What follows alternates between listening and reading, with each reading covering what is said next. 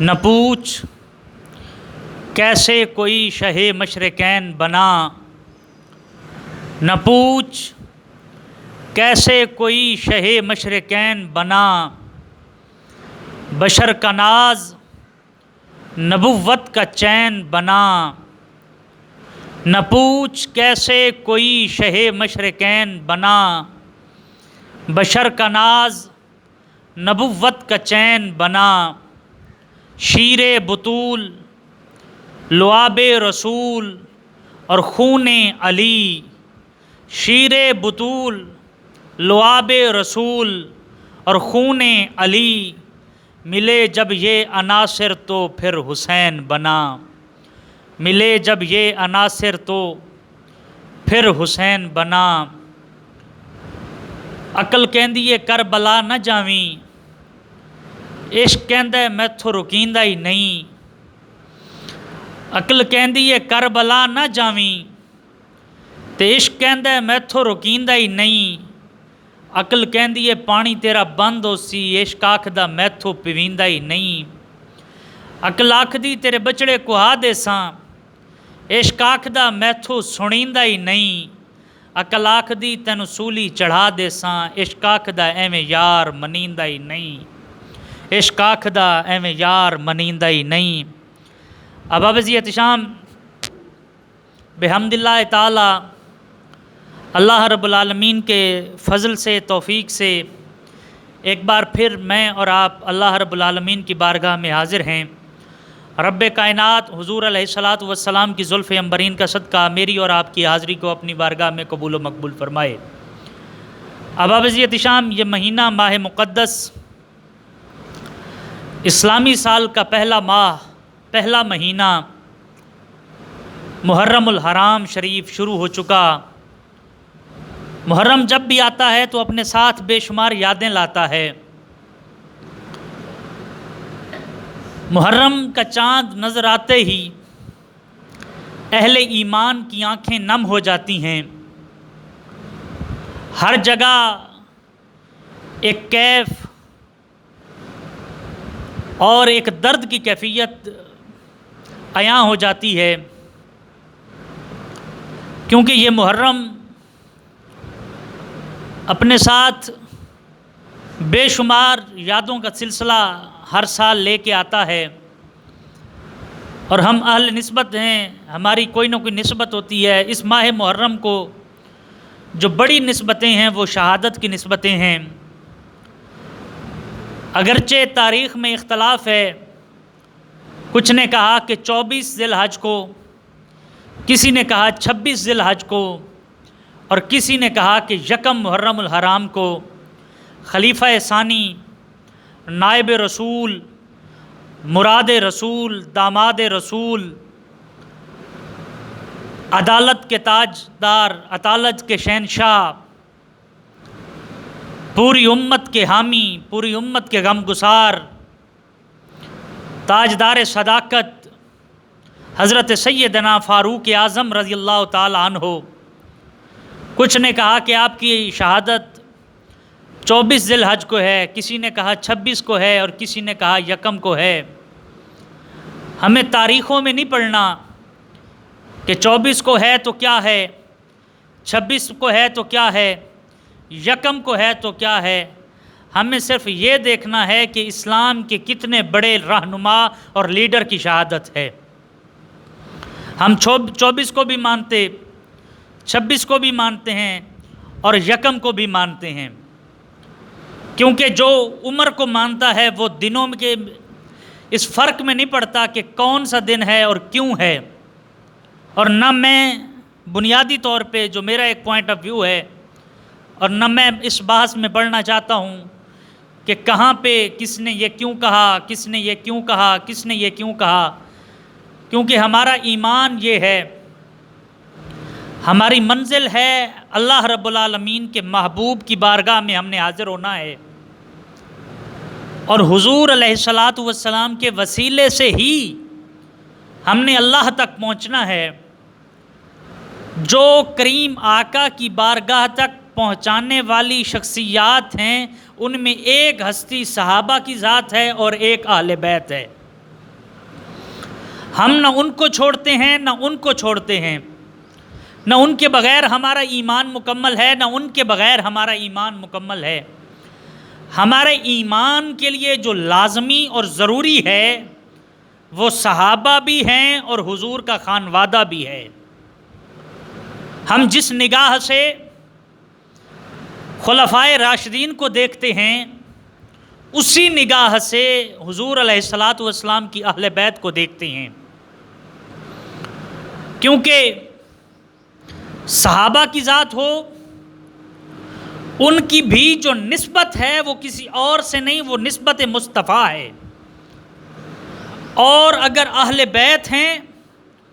تو ان کی نسبت بھی نسبت مصطفیٰ ہے۔ ہم دونوں کا ادب اور احترام جو کرتے ہیں وہ نسبت مصطفیٰ کی وجہ سے کرتے ہیں۔ ہمارے لیے نسبت مصطفیٰ بہت اہمیت کی حامل ہے۔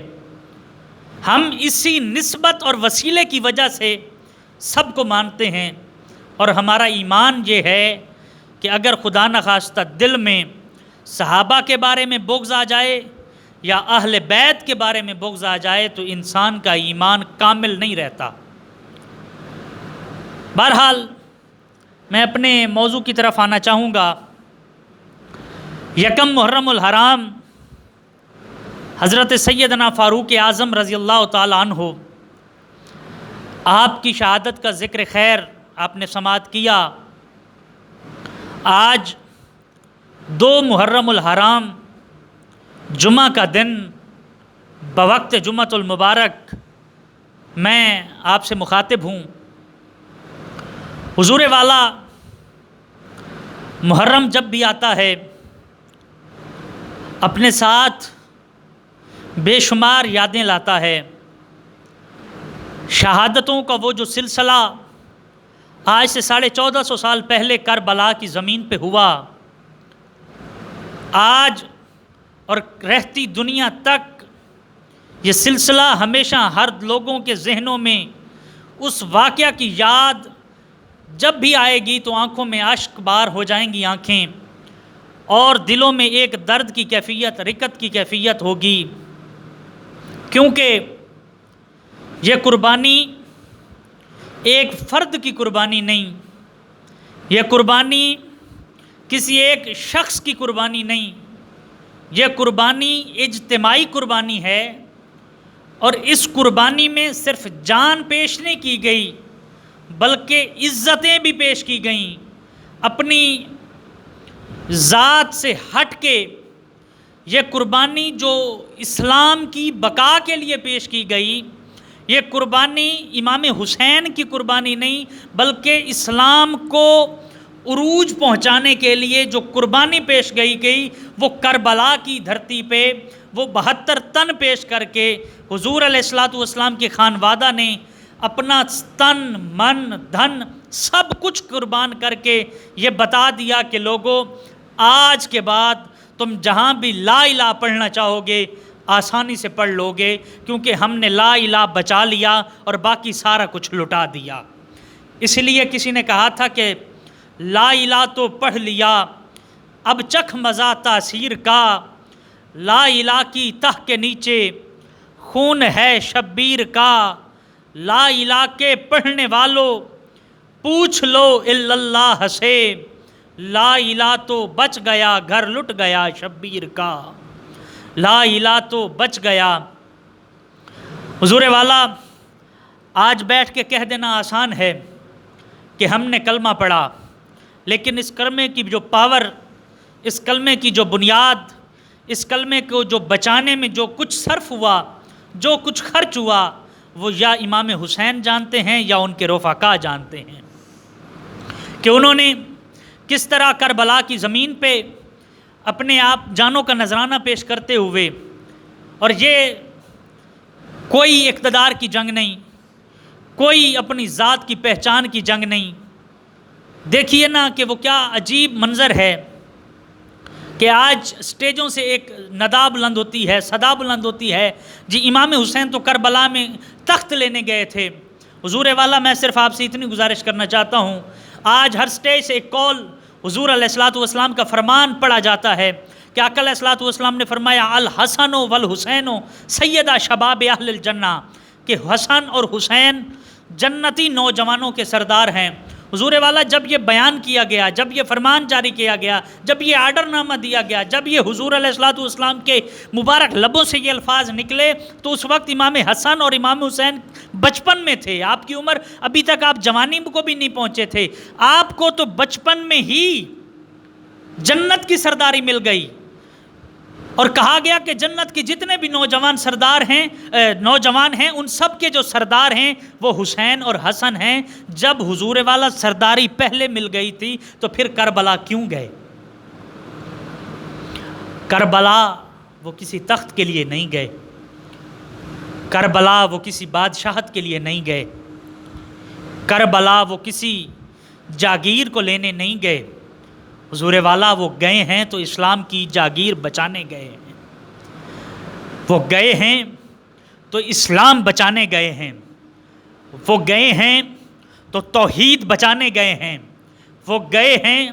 تو نبوت کا جو پیغام تھا وہ پوری امت تک رہتی دنیا کے لیے بچانے کے لیے گئے ہیں۔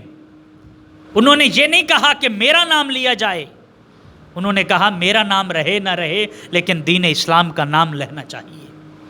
وہ جو ہم پڑھتے ہیں لا الہ الا اللہ محمد الرسول اللہ، یہ رہنا چاہیے۔ جو اسلام کا مقصد ہے وہ رہنا چاہیے، جو اسلام کا میسج ہے وہ لوگوں کو پہنچنا چاہیے۔ یہ دو شہزادوں کی جنگ نہیں تھی، یہ حق اور باطل کی جنگ تھی، یہ جھوٹ اور سچ کی جنگ تھی، یہ حلال اور حرام کی جنگ تھی۔ امام علی مقام نے کربلا میں آ کے بتا دیا لوگوں اس بات پہ تم فکر نہ کرنا، پریشان نہ ہونا کہ ہم تعداد میں تھوڑے ہیں، جب اگرچہ تمہارے سامنے بہت زیادہ بھی ہو لیکن باطل ہو، تم حق پہ ہو بھلے تھوڑے ہو، ڈٹ جانا، پھر یہ دنیا بتائے گی، پھر یہ دنیا دیکھے گی کہ تم رہو یا نہ رہو، تمہارا مشن رہ جائے گا، تمہارا مقصد رہ جائے گا۔ امام علی مقام جب کربلا جانے لگے تو لوگوں کو جب پتہ چلا کہ حضرت امام حسین کربلا جا رہے ہیں تو بے شمار لوگوں کی ملاقاتیں ہوئیں، تاریخ بھری پڑی ہے، واقعات بھرے پڑے ہیں کہ لوگوں نے بار بار منع کیا کہ امام آپ نہ جائیں یا حضرت آپ نہ جائیں۔ تو امام علی مقام نے کسی بھی جگہ پہ یہ نہیں کہا کہ میں اپنے لیے جا رہا ہوں، بلکہ جب بھی بات کی تو اس لیے بات کی کہ میں دین اسلام کے لیے جا رہا ہوں، میں چاہتا ہوں کہ دین اسلام رہ جائے، دین اسلام کی بقا رہ جائے، دین رہ جائے، میں رہوں نہ رہوں میرے نانا کا کلمہ رہ جائے۔ اور ایک جگہ پہ امام علی مقام سے جب کسی سوال کرنے والے نے سوال کیا، یا حضرت جہاں پہ آپ جا رہی ہیں تو وہاں پہ آپ کو پتہ ہے کہ وہ کیسا نگر ہے، وہ کیسی بستی ہے، آپ جائیں گے لوگ آپ کی جانوں کے دشمن بن جائیں گے، آپ کے خانوادہ کے دشمن بن جائیں گے۔ تو امام علی مقام نے وہاں پہ یہ کہا کہ مجھے پتہ ہے میرے ساتھ کیا ہوگا، میں جانتا ہوں میرے ساتھ کیا ہوگا، لیکن میں صرف اس لیے جا رہا ہوں کہ رہتی دنیا تک جب کل کو کوئی حق کے سامنے ڈٹ کے کھڑا ہو، باطل کے سامنے دیوار بن کے کھڑا ہو، تو کم از کم اس کے لیے کوئی نہ کوئی نمونہ تو ہو، کوئی نہ کوئی رول ماڈل تو ہو، وہ کم از کم اس کے لیے کوئی مثال تو ہو کہ حق بھلے تھوڑا ہو، تعداد میں کم ہو، لیکن وہ تعداد میں کم ہوگا لیکن اس کا اثر زیادہ ہوگا۔ اب دیکھیں نا کہ 72 تن کربلا میں قربان ہوئے، جن میں بچے بھی ہیں، نوجوان بھی ہیں، بوڑھے بھی ہیں، حضور علیہ الصلوۃ والسلام کا خانوادہ بھی ہے، اور ساتھ میں کچھ مستورات بیبیاں وہ تشریف لے کے گئیں، کچھ ایسے ہیں جو کربلا سے واپس آئے اگر ان سب کی تعداد کو دیکھا جائے تو کسی نے کہا کہ 110 ہے یا 113 ہے یا 120 ہے، تقریباً اسی کے لگ بھگ تعداد بنتی ہے کہ جو مدینہ سے چلے، 72 تن قربان ہوئے، اللہ کی راہ میں اپنی جانوں کا نذرانہ پیش کیا اور پھر واپس تشریف لائے۔ حضور والا دیکھا جائے تو کیا جوڑ بنتا ہے کہ ایک طرف سے لاکھوں ہوں اور دوسری طرف سے صرف 200 بھی پورے نہ ہوں۔ یہ کوئی جنگ نہیں تھی، امام علی مقام کوئی جنگ لڑنے نہیں گئے، کیونکہ جو جنگ لڑنے جاتا ہے وہ اپنی بہنیں اور بیٹیاں ساتھ نہیں لے کے جاتا، وہ اپنی مستورات کو ساتھ نہیں لے کے جاتا۔ مستورات کا کیا کام ہے کہ جنگ میں جائیں؟ آج لوگ کہتے ہیں کہ جی امام حسین تو جنگ لڑنے گئے تھے۔ ارے بھائی، جنگ لڑنے جاتے تو اپنے ساتھ وہ فوجی لے کے جاتے، وہ کوئی سپہ سالار لے کے جاتے، وہ کوئی دستے لے کے جاتے، وہ 6 سال کی صغرا نہ لے جاتے، وہ امام زین العابدین بیمار کو نہ لے کے جاتے، وہ اون و محمد کو نہ لے کے جاتے، وہ لے کے جاتے تو مدینے میں کوئی لوگوں کی کمی تو نہیں تھی، کوئی لوگ ختم تو نہیں ہو گئے تھے جو امام علی مقام کے ساتھ جانے کے لیے تیار نہیں تھے۔ جب آپ مدینے سے مکہ شریف آئے تو پھر وہاں پہ جب لوگوں نے دیکھا کہ حضور کا خانوادہ مکہ شریف میں داخل ہو رہا ہے، اور عین ان دنوں کا آغاز کہ جب پوری دنیا سے لوگ چل کے حرم کعبہ میں آ رہے ہیں، صحن کعبہ میں آ رہے ہیں،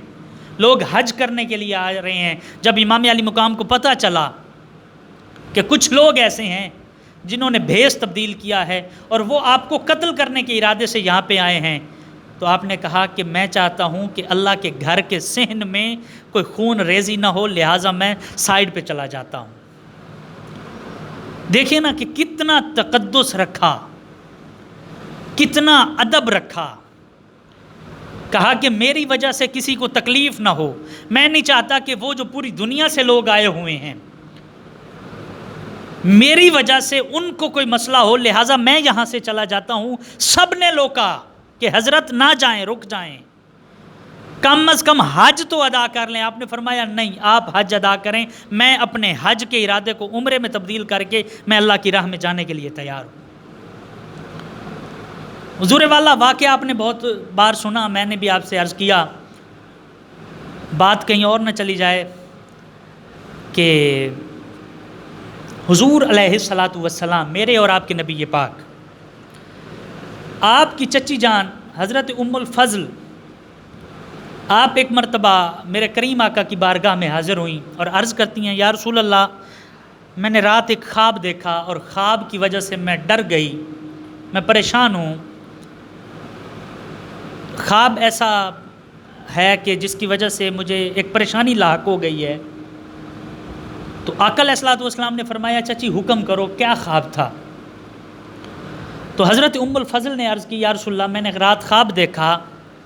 کہ آپ کے گوشت جسم مبارک کا ایک ٹکڑا جو ہے وہ کٹا اور کٹ کے میری گود میں آیا ہے۔ آقا، میرے لیے یہ پریشانی کی بات ہے کہ آپ کا جسم مبارک کا ٹکڑا کٹ کے میری جھولی میں آئے، تو میں اس وجہ سے پریشان ہوں۔ تو آقا علیہ الصلوۃ والسلام نے مسکرائے اور فرمایا، چچی جان پریشان نہیں ہو، یہ کوئی پریشانی والی بات نہیں ہے، یہ خوشخبری والا خواب ہے، اس کی جو تعبیر ہے وہ اچھی تعبیر ہے۔ تو چچی جان نے عرض کی، یا رسول اللہ، آپ ہی بہتر جانتے ہیں کہ کیا تعبیر ہو سکتی ہے۔ تو فرمایا، چچی جان، ان قریب میری بیٹی فاطمہ کے گھر ایک بیٹا پیدا ہوگا، بچہ پیدا ہوگا، جس کی پرورش آپ کریں گی، اور وہ بچہ مجھے اپنے بیٹوں کی طرح ہوگا، وہ بچہ میرا بیٹا ہوگا، وہ جو آئے گا آپ کی گود میں وہ دراصل میرے جو جسم کا ٹکڑا ہوگا، میری محبت اس سے اتنی ہے ہوگی اور اتنی ہے کہ وہ رہے گا آپ کی گود میں، پرورش آپ کریں گی، لہٰذا پریشان نہیں ہوں، یہ صرف خوشخبری ہے آپ کے لیے کہ ایک بچہ آئے گا بیٹی فاطمہ کے گھر جس کی پرورش آپ کریں گی۔ وہ دن آیا، کہ سیدہ فاطمہ الزہرا سلام اللہ علیہا کے گھر، حضرت مولا علی المرتضیٰ شیر خدا کے گھر وہ خوشخبری پیدا ہوئی، وہ خوشخبری آئی کہ اللہ رب العالمین نے حضرت مولا علی کو ایک بیٹا دیا۔ جیسے ہی وہ آواز پہنچی میرے نبی پاک کے کانوں مبارک تک کہ آقا آپ کی بیٹی کے گھر بیٹا پیدا ہوا ہے، تو سرکار اپنی بیٹی کے گھر تشریف لائے۔ سرکار جب تشریف لائے تو سرکار علیہ الصلوۃ والسلام نے فرمایا لائیے میرا بیٹا مجھے دیجیے۔ اس وقت حضرت امام حسین کو اٹھایا اور اٹھا کے آقا علیہ الصلوۃ والسلام کے دست مبارک ہاتھوں مبارک پہ دے دیا۔ سرکار نے اپنی گود میں لیا اور کہتے ہیں کہ حضور علیہ الصلوۃ والسلام نے گڑتی کے طور پہ، جسے ہم گھٹی کہتے ہیں، گھٹی کے طور پہ کچھ اور نہیں بلکہ اپنی خوبصورت خوش ذائقہ زبان جو ہے وہ اپنے بیٹے امام حسین کے منہ میں دی اور اپنی زبان سے اپنے بیٹے کو گھٹی عطا فرمائی۔ جب گھٹی عطا فرمائی پھر اذان اپنے مبارک لبوں سے اپنے بیٹے کے کانوں میں دی۔ یہ جو ابتدا کا سلسلہ ہوتا ہے یہ جیسے ہی مکمل ہوا تو جناب جبریل علیہ الصلوۃ والسلام جلوہ گر ہوئے، حاضر خدمت ہوئے۔ اب کسی کو نہیں پتا کہ حضور علیہ الصلوۃ والسلام کے پاس جناب جبریل آ چکے۔ جناب جبریل نے آ کے عرض کی یا رسول اللہ میں رب کی طرف سے پیغام بھی لایا ہوں، سلام بھی لایا ہوں اور مبارکباد بھی لایا ہوں۔ مبارکباد یہ ہے کہ اللہ رب العالمین نے آپ کی طرف مبارک نامہ بھیجا ہے کہ آپ کو بیٹے کی مبارک ولادت مبارک ہو، اور ساتھ میں پیغام یہ ہے کہ یہ جو بچہ ہے آپ کی گود میں، آپ کی گود میں جو بچہ ہے اس بچے کو آپ کی امت قتل کرے گی۔ اب یہ جیسے ہی الفاظ میرے کریم آقا نے سماعت کیے تو سرکار علیہ الصلوۃ والسلام رنجیدہ ہوئے، پریشان ہوئے۔ حضور علیہ الصلوۃ والسلام کی آنکھوں مبارک میں، چشمان مبارک میں آنسو آئے۔ جو گھر والے ساتھ تھے تو انہوں نے دیکھا کہ آقا علیہ الصلوۃ والسلام رو رہے ہیں، تو انہوں نے پوچھا یا رسول اللہ آج خوشی کا دن ہے، مسرت کا دن ہے، آپ کے گھر ایک بچے کی ولادت ہوئی ہے، تو آج آپ کیوں رو رہے ہیں؟ تو سرکار علیہ الصلوۃ والسلام نے فرمایا ہاں میں خوش تھا، لیکن ابھی جناب جبریل نے مجھے ایک پیغام دیا ہے جس کی وجہ سے میں پریشان ہو گیا ہوں۔ تو سب نے پوچھا کہ وہ پیغام کیا ہے؟ کہا کہ جبریل نے مجھے یہ کہا ہے کہ یہ جو بچہ ہے نا اس کو آپ کی امت قتل کرے گی، آپ کی امت قتل کرے گی۔ تو بس میں اس وجہ سے پریشان ہوں کہ وہ امت جس کے لیے میں نے آتے ہی رب کی بارگاہ میں سر سجدے میں رکھ کے عرض کی رب حبلی امتی، رب حبلی امتی، یا اللہ میری امت کو معاف فرما، میری امت قتل کر دے گی۔ اب سرکار اس وجہ سے پریشان ہوئے، اور ساتھ ہی جناب جبریل نے ایک شیشی میں وہ مٹی وہ خاک دی، کہا یا رسول اللہ یہ اس جگہ کی خاک ہے جہاں پہ آپ کا بیٹا شہید کیا جائے گا۔ اب حضور علیہ الصلوۃ والسلام نے وہ شیشی مبارک وہ لے لی اور اس کے اندر جو خاک مبارک تھی وہ سب کو دکھا کے آپ کی جو اپنی زوجہ حضرت ام سلمہ رضی اللہ تعالی عنہا آپ کے حوالے کی اور کہا کہ اے سلمہ یہ مٹی اپنے پاس رکھ لو، جس دن یہ مٹی خون بن جائے اس دن سمجھ جانا کہ میرا بیٹا حسین شہید ہو گیا۔ اس وقت نام نہیں رکھا، ابھی یہ باتیں ہو رہی ہیں ابھی تک نام نہیں رکھا گیا، تو صرف نشانی کے طور پہ کہا کہ یہ مٹی جب خون بن جائے گی تو سمجھ جانا یہ میرا بیٹا قتل کر دیا گیا، شہید کر دیا گیا۔ تو پھر امام پاک نے حضرت مولا علی المرتضیٰ شیر خدا کرم اللہ وجہ الکریم سے حضور علیہ الصلوۃ والسلام نے پوچھا کہ علی کو نام رکھا ہے بچے کا؟ کہا یا رسول اللہ آپ کے ہوتے ہوئے میں کیسے جرأت کر سکتا ہوں کہ میں نام رکھوں؟ تو سرکار نے پوچھا کہ کوئی ارادہ رکھتے ہو کہ نام کیسا ہونا چاہیے؟ تو کہتے ہیں کہ مولا علی المرتضیٰ نے کہا کہ حضور میں ارادہ رکھتا ہوں کہ اس کا نام جو ہے نا وہ محسن رکھوں. تو آپ نے فرمایا اس کا نام محسن نہیں بلکہ اس کا نام شبیر رکھو، اس کا نام حسین رکھو. حضور علیہ الصلاۃ والسلام نے خود نام مبارک رکھا حسین، شبیر، یہ دو نام ہیں آپ کے. اور پھر کہتے ہیں کہ مدینے کی بستی میں امام حسین جہاں سے گزرتے تھے آپ کا نام کوئی بندہ یہ نہیں کہتا تھا کہ یہ حسین جا رہا ہے، بلکہ یہ کہتے تھے یہ شہید جا رہا ہے. لوگ کہتے تھے کہ لوگوں اگر شہید دیکھنا ہے کائنات میں یہ صرف اور صرف ایک ہی ایسے شہید ہیں، پہلے اور آخری شہید ہیں کہ جنہوں نے شہادت بعد میں پائی ہے لیکن آپ کا نام پہلے رکھا گیا کہ یہ شہید ہیں. کہ امام حسین علیہ الصلاۃ والسلام مدینے کی گلیوں میں کھیلتے کودتے جوان ہوئے، لیکن جیسے جیسے آپ نے گروتھ کی، آپ کی پرورش ہوئی، آپ کی عمر زیادہ ہونے لگی، اسی طرح آپ کے نام کا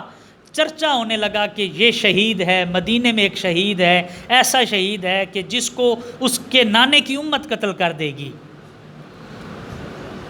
حضور والا پھر وہ وقت آیا کہ حضور علیہ الصلوۃ والسلام کا وصال ہو گیا. القصہ مختصر، میں ایک لمبی طویل اس میں نہیں جانا چاہتا کیونکہ دامن وقت میں اتنی گنجائش نہیں کہ میں آپ کو ڈیٹیل سے بیٹھ کے بتاؤں. القصہ مختصر، امام حسین علیہ الصلوۃ والسلام مدینے کی گلیوں میں رہے، لیکن آپ کا چرچا یہ رہا کہ یہ شہید ہے، یہ شہید کیا جائے گا، یہ قتل کیا جائے گا. پھر حضور علیہ الصلوۃ والسلام کی محبت اس قدر تھی کہ بعض اوقات کہتے ہیں کہ جب آقا علیہ الصلوۃ والسلام گزرا کرتے تھے حضرت بی بی فاطمۃ الزہرا کے حجرہ مبارک سے، کبھی خدا نخواستہ اگر حضرت امام حسین کے رونے کی آواز آقا علیہ الصلوۃ والسلام کے کانوں مبارک تک پہنچ جاتی تو آپ اپنی بیٹی کے گھر تشریف لے جاتے اور انہیں کہتے فاطمہ میں نے کتنی بار کہا ہے میرے بیٹے حسین کو رلایا نہ کرو، یہ روتا ہے تو مجھ محمد کو تکلیف ہوتی ہے، مجھ محمد کو تکلیف ہوتی ہے. پھر کہا گیا جب آقا علیہ الصلوۃ والسلام کا فرمان جاری ہوا کہ الحسین منی وانا من الحسین، یہ حسین مجھ سے ہے میں حسین سے. پھر وہ وقت آیا کہ حضرت ابراہیم علیہ الصلوۃ والسلام جو نبی پاک کے اپنے بیٹے تھے، کہتے ہیں کہ ایک دن ایسا منظر دیکھا دنیا نے کہ آقا علیہ الصلوۃ والسلام تشریف فرما ہیں، آپ کی ایک ران مبارک پہ آپ کے اپنے شہزادے حضرت سیدنا ابراہیم جلوہ گر ہیں، اور ایک ران پہ حضرت امام حسین جلوہ گر ہیں. آقا علیہ الصلوۃ والسلام کے 2 شہزادے تھے، 4 بیٹیاں اور 2 بیٹے، جو بچپن کی حالت میں ہی اللہ رب العالمین کی بارگاہ میں چلے گئے. اس میں بھی ایک عجیب لاجک ہے. انہوں نے کہا، کسی نے کہا کہ وہ اس لیے کہ کیونکہ آقا علیہ الصلوۃ والسلام پہ نبوت کا دروازہ بند ہونا تھا. بہرحال میں اس بحث میں نہیں جانا چاہتا. جب آقا علیہ الصلوۃ والسلام جلوہ گر تھے اور ایک ران پہ حضرت ابراہیم جو کہ آپ کے اپنے بیٹے تھے اور دوسری ران پہ حضرت امام حسین جلوہ گر تھے، تو کہتے ہیں کہ جناب جبریل آئے اور آ کے عرض کی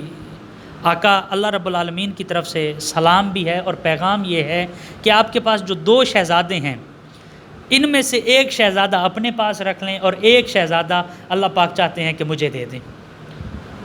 تو آقا علیہ الصلوۃ والسلام نے دونوں شہزادوں کو دیکھا اور دیکھنے کے بعد کہا کہ ایسا کرو، اللہ پاک سے یہ میرا عرض کر دینا کہ میں یہ چاہتا ہوں کہ میرا بیٹا اپنے پاس بلا لیں، میری بیٹی کا بیٹا میرے پاس رہنے دیں. اور پھر اس واقعہ کے بعد کہ 2 یا 3 دن کے اندر حضرت ابراہیم علیہ الصلوۃ والسلام کا وصال ہو گیا. آپ اس دنیا سے پردہ فرما گئے۔ اور پھر اس کے بعد جب بھی حضرت امام حسین تشریف لاتے تو کہتے ہیں کہ آقا علیہ الصلوۃ والسلام اکثر یہ کہتے تھے، آؤ میرا وہ بیٹا آیا جس بیٹے کے لیے جو محمد نے اپنا ابراہیم جیسا بیٹا قربان کیا۔ اور پھر اس طرح آقا علیہ الصلوۃ والسلام نے ان کی پرورش کی کہ کیا وہ اس کی پرورش ہوگی کہ جن کی پرورش کوئی اور نہیں بلکہ وہ کر رہے تھے جو اللہ کے محبوب ہیں، جو محبوب رب العالمین ہیں اور رحمت للعالمین ہیں۔ تاریخ میں پھر بے شمار واقعات ہیں کہ امام علی مقام کیسے کیسے چلے۔ القصہ مختصر میں اپنے موضوع کی طرف آنا چاہوں گا کہ جب حضرت امیر معاویہ رضی اللہ تعالیٰ عنہ کا وصال ہوا، ابھی تک لوگوں کو نہیں بتایا گیا کہ حضرت امیر معاویہ رضی اللہ تعالیٰ عنہ کا وصال مبارک ہو چکا۔ جیسے ہی حضرت امیر معاویہ کا وصال ہوا تو ان کی خبر لوگوں کو بعد میں دی گئی، پہلے یہ خبر پہنچائی گئی کہ یزید تخت نشین ہو گیا ہے، یزید تخت نشین ہو گیا ہے۔ اور تخت نشین ہوتے ہی جو اس نے پہلا حکم نامہ جاری کیا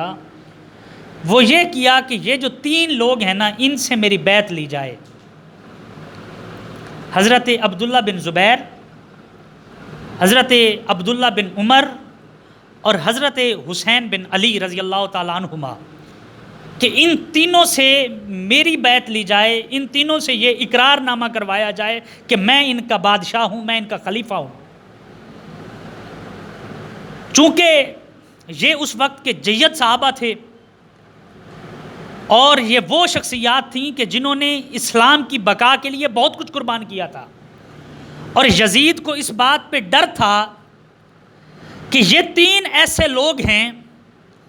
جو میرے مد مقابل آ سکتے ہیں، اور یہ 3 لوگ ایسے ہیں کہ جن کے لوگوں کے دلوں میں محبت بہت زیادہ ہے۔ حضرت عبداللہ بن عمر، حضرت عمر کے صاحبزادے، حضرت حسین بن علی مولا علی کے صاحبزادے، حضرت عبداللہ بن زبیر، حضرت زبیر رضی اللہ تعالیٰ عنہ کے صاحبزادے، اور یہ تینوں صحابی حضرت عمر، حضرت زبیر اور حضرت مولا علی آقا علیہ الصلوۃ والسلام کے قرب خاص میں تھے، آقا علیہ الصلوۃ والسلام کے بہت قریب تھے اور بہت جید صحابہ میں سے تھے۔ تو چونکہ اب بات یہاں پہ جو میں آپ کو میسج کنوے کرنا چاہتا ہوں، جو اس پوری جو میں نے ابھی تک آپ کو ایک عرض کیا اس کا لب لباب دینا چاہتا ہوں، وہ یہ ہے کہ یزید کو آخر کیا وجہ تھی کہ اسے ان تینوں شخصیات سے ڈر تھا یا خوف تھا۔ میں کسی مسلک اور کسی فرقے پہ نہ میرا ضمیر اجازت دیتا ہے، نہ میرے مزاج میں شامل ہے کہ میں نے کبھی کسی کو کوئی تنقید کا نشانہ بنایا ہو، میری کیا مجال ہے۔ جن حضرت کا، جس بھائی کا جو عقیدہ ہے ان کو مبارک ہو، لیکن میں آپ سے یہ گزارش